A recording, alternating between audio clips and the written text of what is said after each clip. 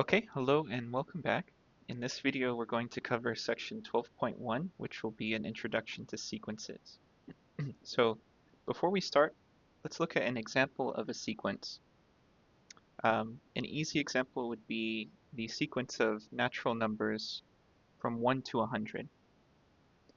If I'm writing this out, I would just list all of these values. So 1, 2, 3.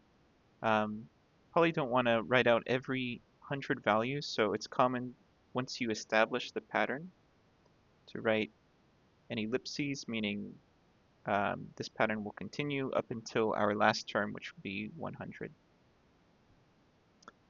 So we can call this a sequence of values. This would be our first value, our second value, our third value, and then this would be the last value. In this case, it's the 100th value. This is a simple example where the value of each value in the sequence is just the position number of the sequence, but that doesn't necessarily have to be the case. So we'll be working with identifying the patterns in sequences, but we may also want to do other operations like to add up all of the terms of a sequence. In this case, we would be adding 1 plus 2 plus 3, and then this would continue all the way up until the end. We'll get all the way up to like 98, 99 plus 100. So it would take a while to add up all of these numbers. Even if we're using a calculator, we'd still have to type in 100 values and add them all together.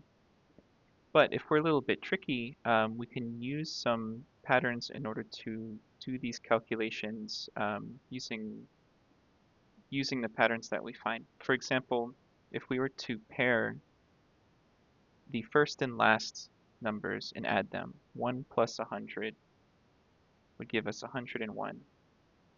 Then let's go with the next two pairs. 2 plus 99, well, that would also give us 101.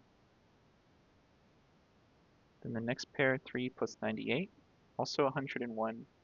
As we continue in from each edge, we'll keep getting a value of 101. So this would continue. And since we had 100 numbers to start with, and we're doing pairs of 2, we should be adding 101 to itself 50 times. So our shortcut could be just doing 50 times 101,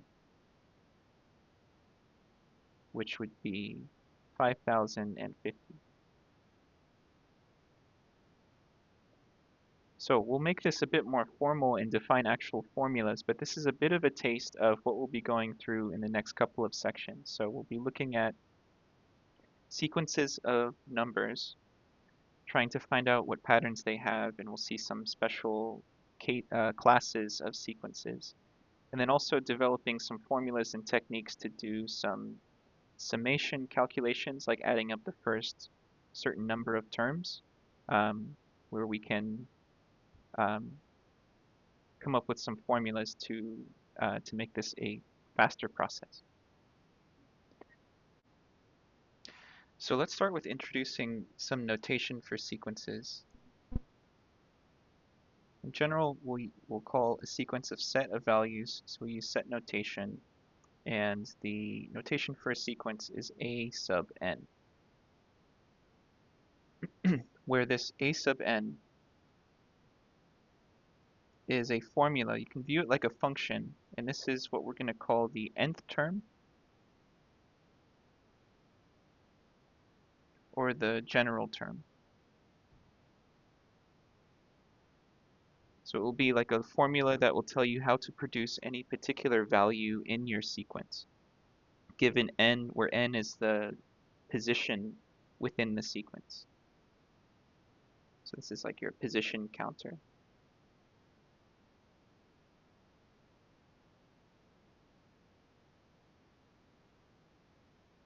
So let's look at the one that we were just discussing. So we were looking at the sequence of values, integers from 1 until 100. But let's just say we wanted to go from 1 until any general stopping point. So we can list that out as 1, 2, 3. This will continue up until we get to some general value, which we can just call n.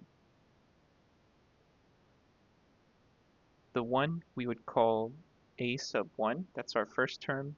2 would be a sub 2. 3 would be a sub 3. All the way up until we get to this general term, which we'll call a sub n. So in this case, our sequence, we can say the sequence a sub n is just the set of all values n, where n is our position counter. And the first position it's equal to 1, second it's 2, up to the nth position, in which case we get the value n.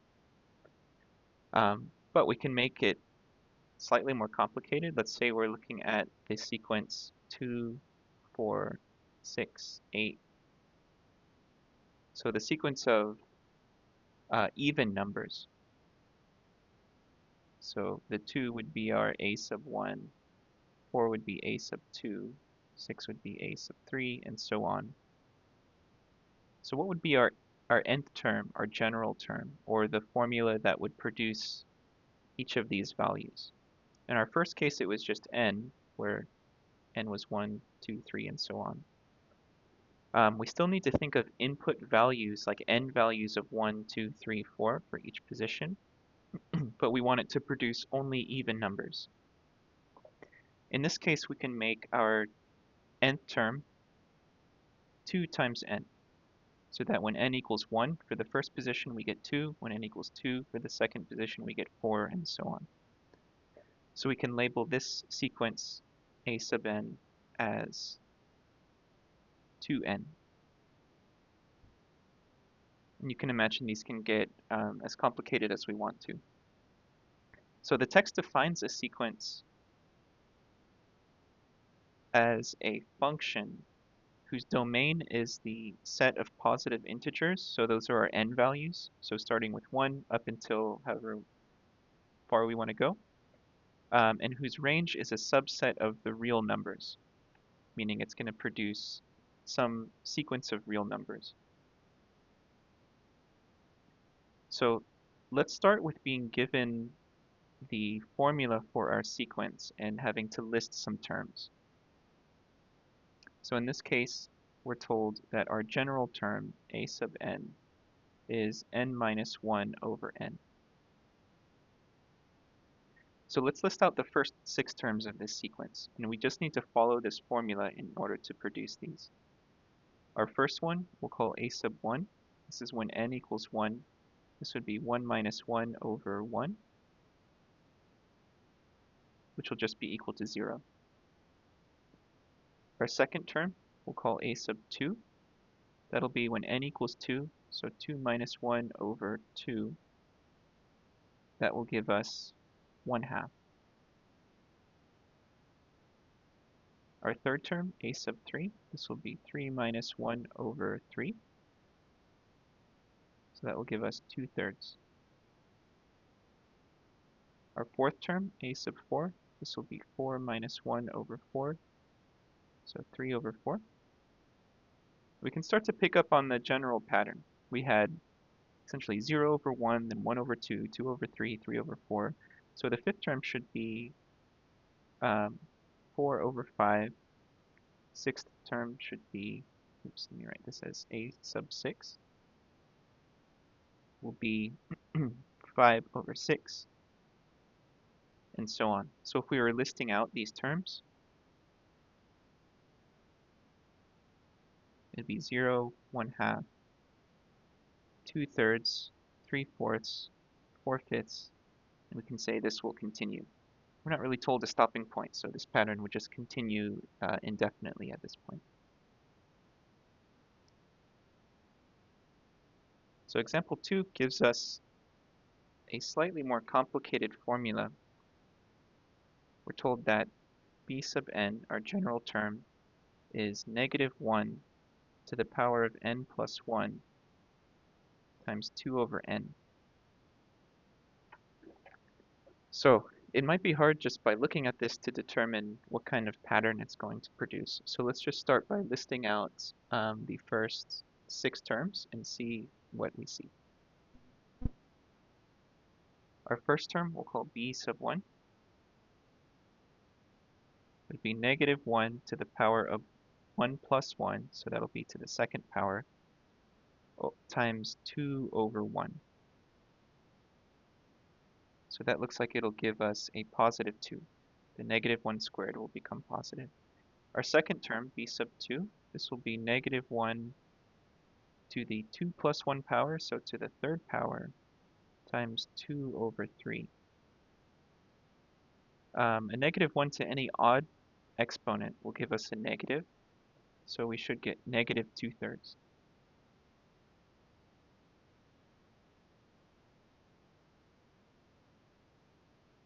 Oops, no, this should be negative 2 over 2.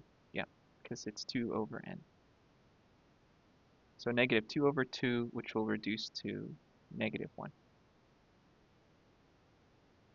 Yeah, because the exponent is n plus 1, so that gave us a 3.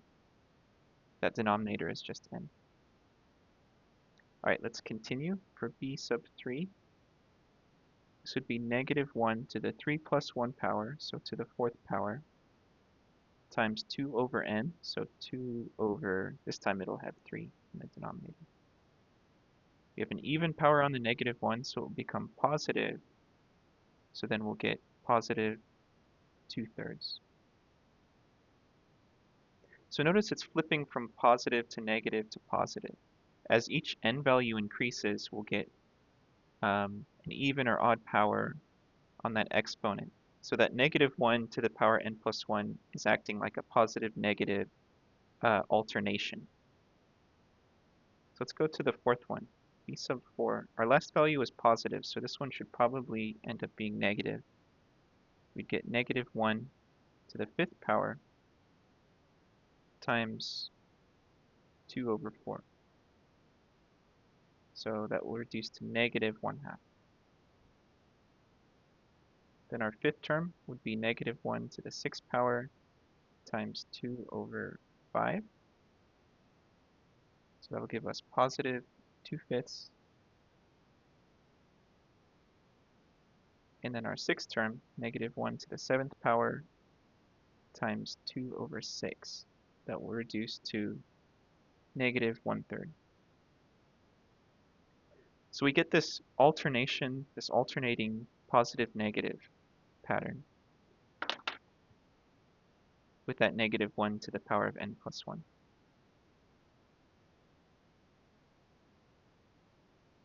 And then in example 3, they define our sequence kind of like a piecewise function, where they say it's just equal to, I'll write it down here, it's just equal to n if n is even, and it's equal to 1 over n if n is odd. So let's list our first 6 terms for this one. Our first term, c sub 1. Our n value is 1, so that's an odd number, so it will be 1 over 1, which in this case would just give us 1. For c sub 2, our second term, our n value is 2, 2 is even, so this should just be 2. Then for our third term, odd number, so we'll get 1 over 3. Fourth term is even, so 4. Then we can see this pattern continuing. Our fifth should be 1 over 5, and our sixth term would just be 6. So we can make these as complex as we want to, however we want to define our sequence. So we can go the other way where we're given a sequence of values and we want to try to derive the general pattern from it. And this has the answers already listed, but let's go through each one and see how we could come up with our general nth term. Our first sequence is, and I'll scoot down here. So we're given e squared over 2, e cubed over 3, e to the fourth power over 4.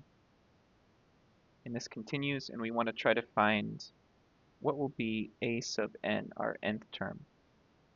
That will help to define our sequence.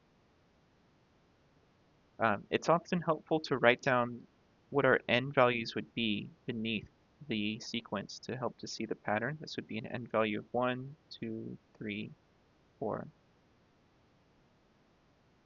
So it looks like each time e is gaining a higher power, and the power is the n value. The first one is e to the first power over 1. So it looks like this general pattern would be e to the nth power over n. This allows us to write out any particular term of this sequence. Let's say we wanted the 100th value of this sequence, a100. Well, that would just be e to the 100 over 100. Our second example is 1, 1/3, 1/9, 1 over 27, and this continues. So our first value should be an n value of 1, 2, then 2, 3, 4. So just try to see what patterns you notice. In our denominators, the first one is just 1, but after that we get 3, 9, 27. So we could write this as,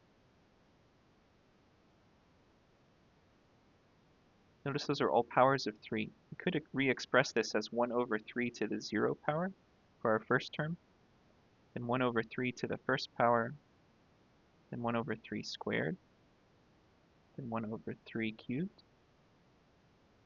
So it looks like our general pattern, we can say a sub n would be 1 over 3 to the n power. But let's hold on, let's see. We actually want n minus 1, because notice our first exponent is 0, and we'll always start counting at 1. So then we want, for an n value of 2, the exponent to be 1.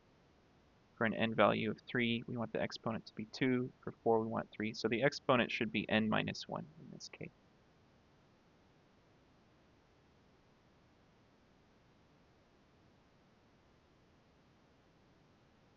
Our third example, we're given 1, 3, 5, 7. So all of the odd numbers. And this will be when we have an index of 1, 2, 3, 4, and so on. So how can we produce an odd number where our input values start at 1 and continues up from there? Well, notice if you multiply each of the n values by 2 and then subtract 1, like 1 times 2 minus 1 is 1, 2 times 2 is 4, minus 1 is 3, 3 times 2 is 6, minus 1 is 5, 4 times 2 is 8, minus 1 is 7. So we can say in general, the pattern will be 2 times whatever the n value is, minus 1. If we multiply by 2, we'll get an even number, and then subtract 1, that will always land us at an odd number.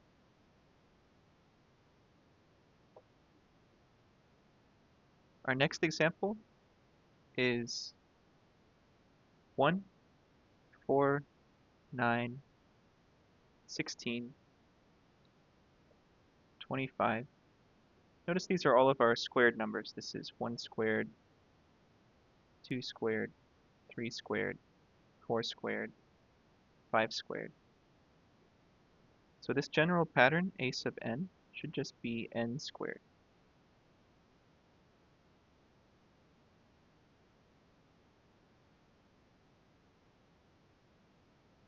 And then part E, we're given 1, negative 1/2, positive 1/3, negative 1/4, positive 1/5, and this will continue. So this is with an n value of 1, 2, 3, 4, 5. So it looks like we have n in the denominator. Looks like we have 1 over n. The first one is 1 over 1, then 1 over 2, 1 over 3, 1 over 4. And it's alternating between positive and negative. So let's steal from that previous example. To get that alternating behavior, we can have negative 1 raised to some power, and then this will be multiplied by 1 over n. So what power should we use if we want to start off with being positive? If we want it to be positive with an input value of 1, we would need the exponent for the negative 1 to be some even number. So we could say like n plus 1. Whenever n is 1, we would get 2. Whenever n is 2, we would get 3 as the exponent, which would give us our negative for the negative 1/2, and on from there. So it takes some practice. It's kind of like solving a puzzle, finding these general patterns. It can be both fun and frustrating. So you can, as my suggestion, you can write out what the n value should be for each term, and that can help you visually start to see like what the patterns are and what we should make our general term.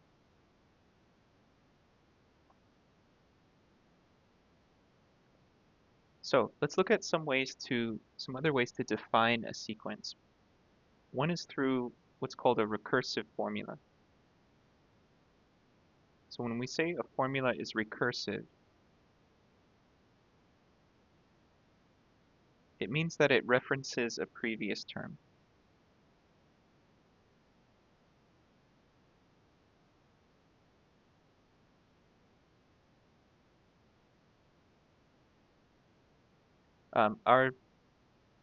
The example we've been working with before are just first sequence of n integers, so like 1, 2, 3, 4, and so on, up until we get to n.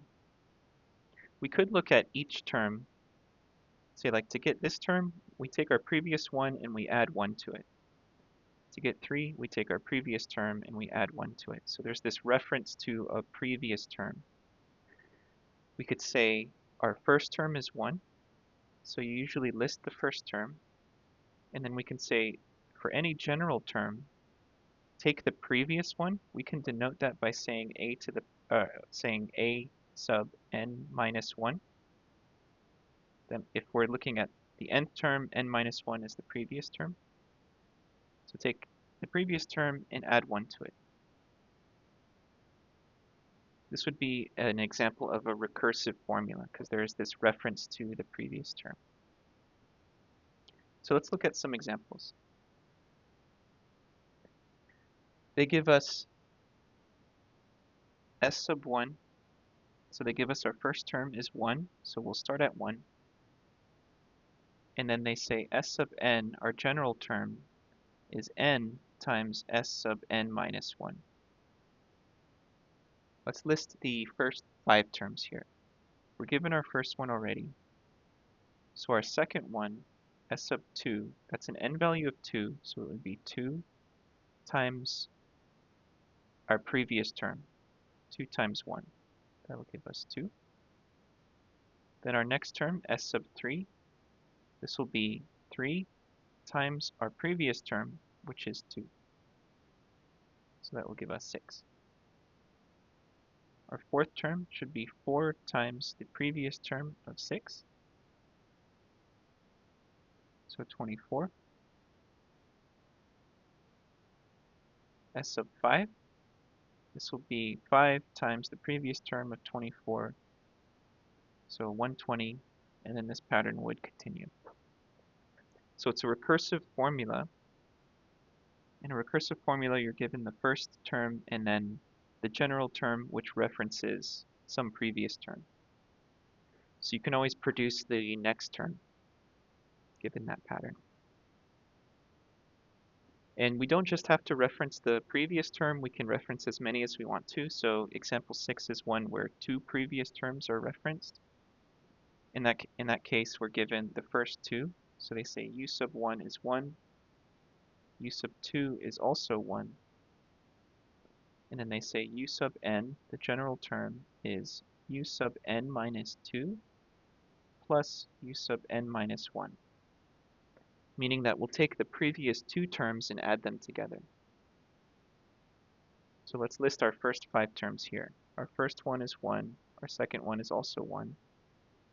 So our third term, this should be u sub 2. So our third term, u sub 3, would be the sum of the two previous terms. 1 plus 1 will give us 2. So our fourth term should be the sum of the two previous. So 1 plus 2 will give us 3. The fifth term, sum of the two previous ones. So 2 plus 3 give us 5. We can keep going. The sixth term would be 5 plus 3, which is 8. And then this would continue. So we can reference as many previous terms as we want to. This is actually a pretty special sequence. If you've heard of something called the Fibonacci sequence, let me spell it right. F-I-B, oh, there's only one B. So F-I-B-O-N-A-C-C-I.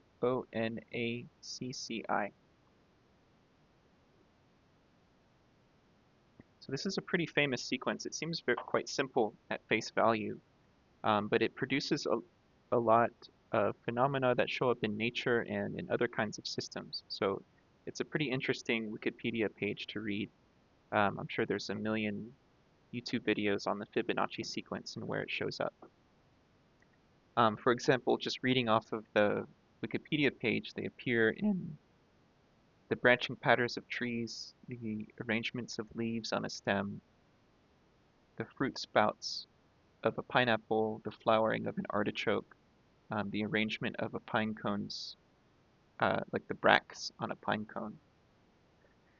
You may have seen some spiral shapes associated with the Fibonacci sequence. So there's a lot of really interesting results from this seemingly pretty simple sequence pattern. So I mentioned at the beginning of the video that we might want to also add up the certain number of terms of a sequence because they might accumulate over time. So we have some notation for this because it would be pretty laborious. Let's say we have some sequence, a sub n. So let's just speak generally here. That would give us our first term, a sub 1, our second term, our third term, all the way up until our general term. So if we wanted to add all of these together, I would write that as a sub 1 plus a sub 2 plus a sub 3. So I don't want to write all this out. I can put this little ellipses plus our last term. So we can write this even more condensed using summation notation. So this notation involves the capital sigma symbol. So looks like a spiky E. And we're going to indicate where the summation starts and ends, like what n values it starts with, except in this case, we'll call our counter k. So inside the summation is whatever our formula is for our nth term. So we'll call that a sub k. And we'll say k is going to go from 1. So what you write down here is the starting value. Oftentimes it's 1, all the way up until we stop, which I'll write as just n on top here. So let's use the example we keep coming back to. If we had 1 plus 2 plus 3 all the way up until the 100th value. We can say our nth term is just n. So in summation notation, this would be the sum of n, or no, I'm sorry, the sum of k. We'll have to use k inside, where k is going from 1 up until 100. So if you've done any programming, it's like a for loop. We're saying for k equal 1 to 100, put it through this formula, and then add all of the results together. So if we are expanding this out, we take a k value of 1 first, then this goes up to a k value of 2, then k value of 3, up until we get to 100.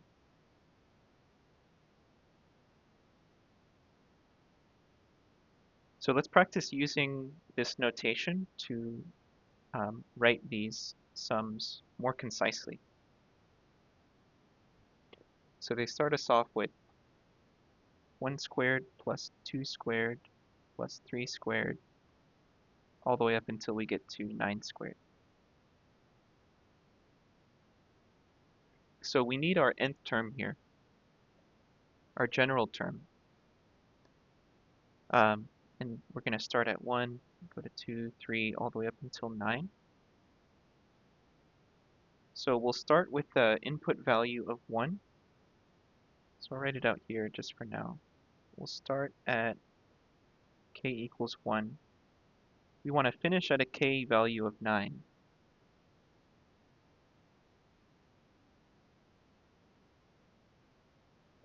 And so our general term, the thing that will go inside the summation, should just be k squared.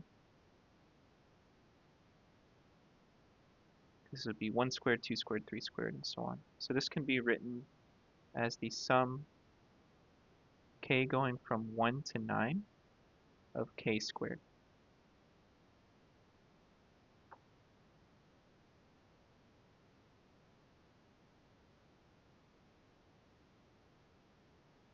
Part B gives us 1, 1/2, 1/4, 1/8. This time we're not given a specific stopping point, just all the way until we get to 1 over 2 to the power n minus 1. So we're starting at 1. We're going to finish this time at some general value of n. And then we're given our pattern 1 over 2 to the power n minus 1. So in summation notation, this would be the sum k going from 1 to n, just some general stopping point, of 1 over 2 to the power k minus 1.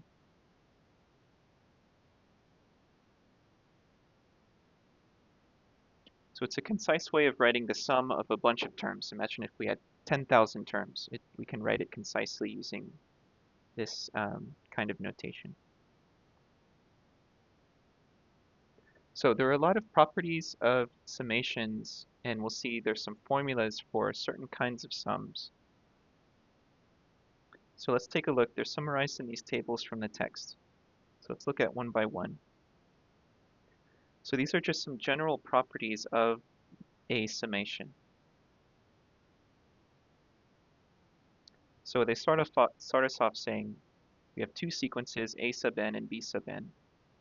We have two different sequences, and they say c is a real number, meaning it's some constant number. So if we have the sum of, and I'll write out what they tell us on the side here. We're given the sum of some constant number times our function, k going from 1 to n. If we were to expand this out, it would be c times a sub 1 plus c times a sub 2, all the way up until our last term. Every term would have this constant. So we can effectively factor it out, which is what they do here, which means we can bring it out outside of the summation.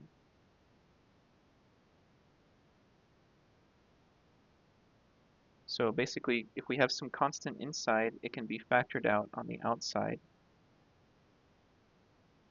And we'll see why this is useful with some of our later examples. Our second property, notice we have a sum of two sequences inside a summation, and it's able to be split up into the sum of two separate sequences. So the sum of a sub k plus the sum of b sub k. So we can separate the summation notation, and this works also for a subtraction. You see that in property 3. The fourth property that's shown here is a way of dealing with summations that don't start at 1. We're saying that it starts at some value j plus 1. We're able to split this up into two separate summations. So I'll wait to talk over this one until we see it in an example. So I think it'll make a little bit more sense seeing a specific example. But they give the general pattern here. But we'll be able to split it up into two summations where they both start at a k value of 1. So we'll see that in a little bit. So we have these properties. You can factor out a constant, and you can split up addition or subtraction inside of the summation into two.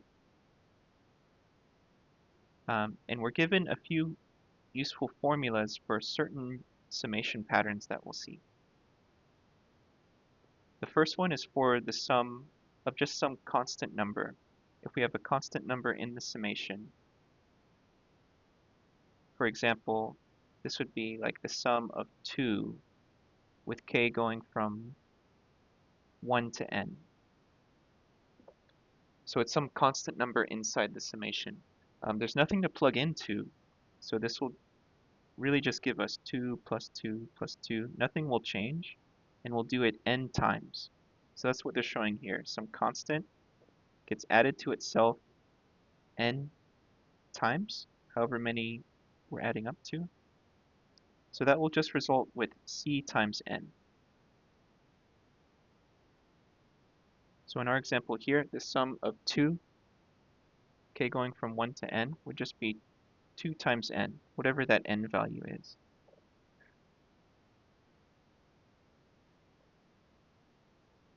Next we have the sum of the first n integers. So this is like what we've been working with, like from 1 to 100. So starting at 1, going up to n, so 1 plus 2 plus 3, all the way up to n. We have a formula for that it will be equal to n times n plus 1 over 2. When we added up to 100, we ended up with 50 times 101.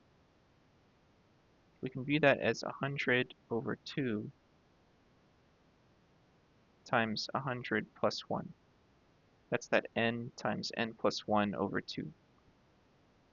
That's not a full proof of that. We'll need some additional techniques to prove that that's true for every value, but we can take it at face value for now. So this allows us to add up the first n integers. Then we have similar formulas for k squared and for k cubed. So if we're adding up the first n squared terms, k squared, we get n times n plus 1 times 2n plus 1 over 6. And if we add up the first n cubed terms, we get n times n plus 1 over 2, that whole thing squared. So using a combination of these properties and formulas, we're able to solve some pretty intricate summations, basically the summation of any polynomial up to any value that we want to. Let's see a few examples to help make this a little bit more clear. So we'll start off with, in part A, the sum k going from 1 to 5 of 3k. So that means we would be adding 3 plus 1 plus 3, or 3 times 1 plus 3 times 2 plus 3 times 3 up till 5. We could do this one by hand, but let's try to use these formulas. So we have some constant number inside that can be factored out in front. So 3 times the summation of k going from 1 to 5 of k. Then this, the sum of k from 1 to n, that formula was n times n plus 1 over 2. So our n value is 5 here. So that means we still have this 3 out in front. So this should be multiplied by 5 times 5 plus 1 over 2, or 3 times 6 times 5, or 5 times 6 over 2. So that looks like 3 times 30 over 2, 3 times 15. That'll give us 45. We could have listed out all the terms. It doesn't go that far. But as the n value gets higher, it's definitely worth using these formulas. So let's look at part B. Here we're given the sum k going from 1 to 10 of k cubed plus 1. So this would be 1 cubed plus 1 plus 2 cubed plus 1 plus 3 cubed plus 1 up until 10. So let's use our properties. We have an addition inside of this summation. I can put this in parentheses. So that means we can split this up into two. We can say the sum k from 1 to 10 of k cubed plus the sum k going from 1 to 10 of just 1.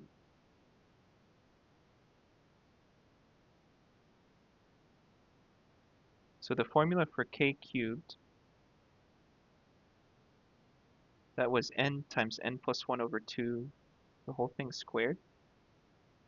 So our n value is 10 this time, so this will be 10 times 10 plus 1, which is 11, over 2, that whole thing squared. And for our second term, we just have some constant number. 1 is being added to itself 10 times. So this should just give us 10 times 1.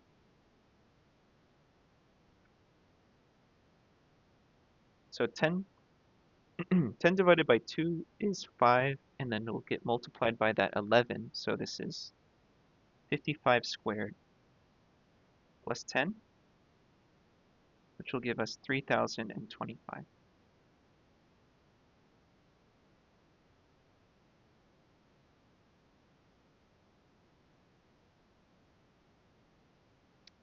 All right, let's look at part C.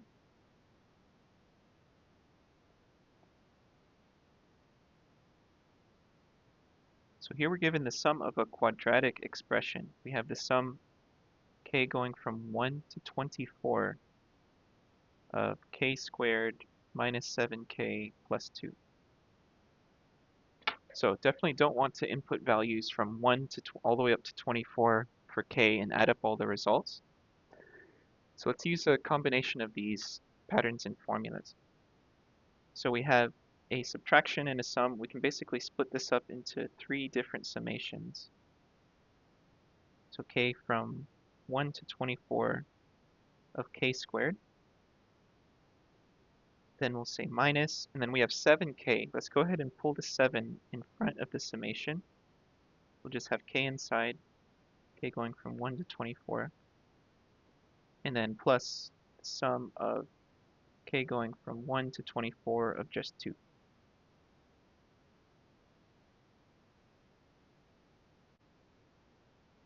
So let's write out the formulas that we'll need.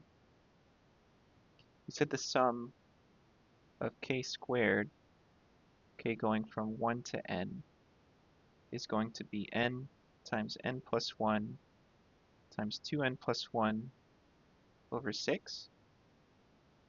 The sum of just k going from 1 to n, is n times n plus 1 over 2. And then we'll have some constant number, just c. That'll be c times n. So using these, let's expand everything out. We'll have an n value of 24. So for k squared, it should be 24 times 25 times 2 times 24 plus 1. That's 48 plus 1, so times 49. All over 6. Minus 7 times the sum of k from 1 to 24. So that will be 24 times 25 over 2. Plus, for our third one, we just have a constant, so that'll be 24 times 2.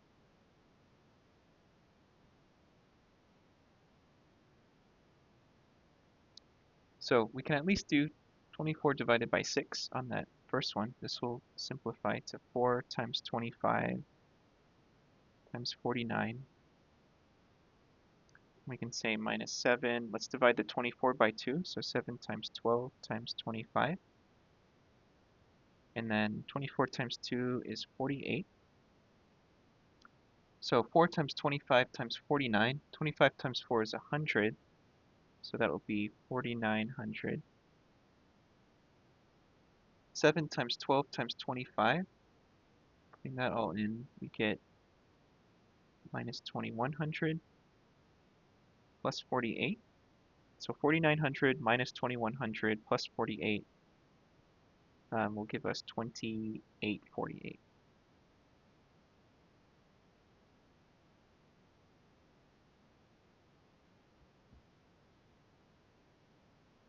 So still takes a little bit of work, but imagine plugging in values from 1 to 24 into this quadratic and adding up all of the results together. So it makes the process much more efficient. And that's part of why this kind of work is pretty essential to things like development of like efficient algorithms and things like that. There's a lot of work in sequences and series. Okay, our last example, part D, that gave us the sum of 4k squared, k going from 6 to 20. So this is an example where we're not actually starting at a k value of 1. And all of our formulas involve us starting with 1 as our initial k value. So we have to be a little bit tricky. I mean, the first thing we can do is definitely pull the 4 out in front.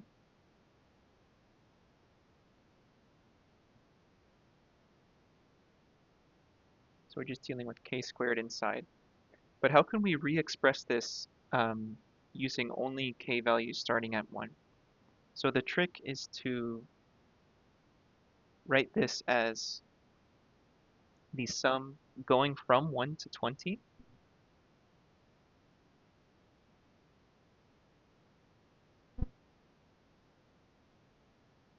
So that'll obviously give us extra terms that we don't want because we want to really start from 6. But we can do the sum from 1 to 20 and then just subtract out those first few terms. Let's subtract k going from 1 to 5 of k squared.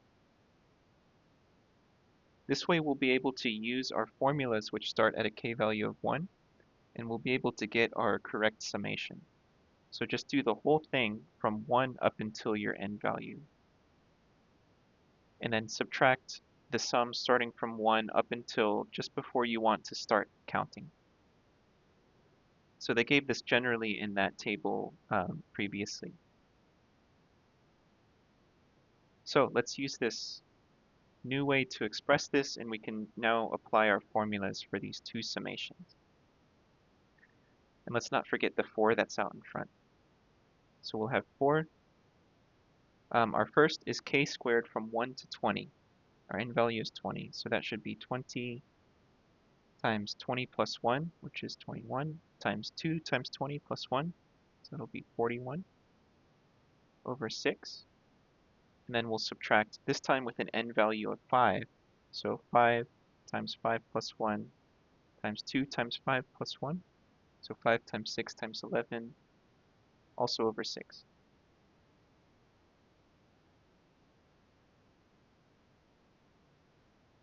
So this will give us 4. That first fraction will be 2870. Second fraction will give us 55. So simplify this out, you'll get 11,260.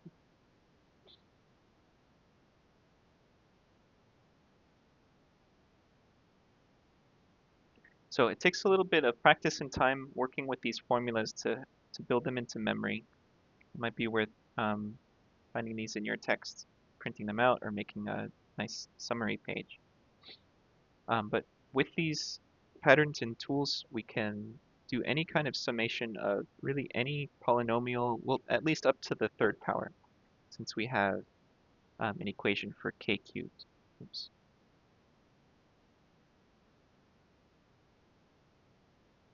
So we can do any combination of these and find out what the sum is. So that's a pretty powerful set of skills. Okay, that'll be it for this section. So we practiced listing the first few terms of the sequence. We looked at defining a sequence by a recursive formula. We introduced summation notation and a few formulas for finding the sum of a sequence. So over the next couple of videos, we'll be looking at some special cases of sequences, arithmetic and geometric sequences. So that'll be it for this video, and I'll see you next time.